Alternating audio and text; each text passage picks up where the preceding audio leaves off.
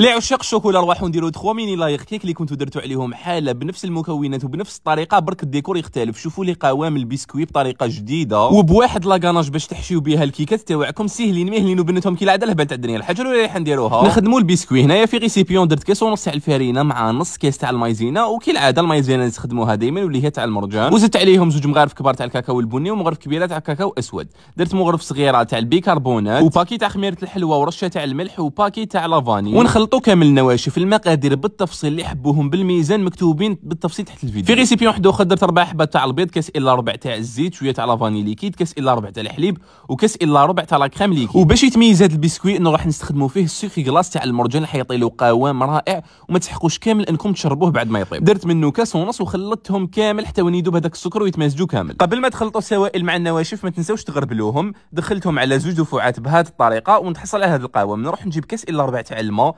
نديرو فوق النار حتى وين يسخن مليح، ونجي نديرو فوق الخليط تاعي ونخلط مليح حتى وين يولي لي الخليط هكذا خفيف. السنيوه تاعي 30/40 دخلتها طيب على 180 درجه حتى وين يطيب وينشف بهذه الطريقه. قطعته بهذا السرسوب اللي كان القطر تاعو حوالي 12 سنتيمتر. بالنسبه هنايا لاكاناج درت 400 غرام تاع الشوكولا اي نوعيه حبيتوها، زدت عليها 400 غرام تاع لاكريم ليكيد 35% ماده دسمه مع 120 غرام تاع الزبده ماشي مارغرين، حطيتهم فوق حمام مائي حتى وين داب كلش. نحطوه هكذا في ريسيبيون نغلفو بابي فيلم اون كونتاكت ونخليه يبرد في الفريجيدير حتى وين يحكم روحو بهذه الطريقه. انا ما خليتوش يشد روحو بزاف باش يساعدني في الخدمه. بالنسبه لي سالتو اللي خدمت فيهم كنت درت لهم بابي غيطار هذا اللي يجي ترونسبارون باش تجيني الخدمه سهله.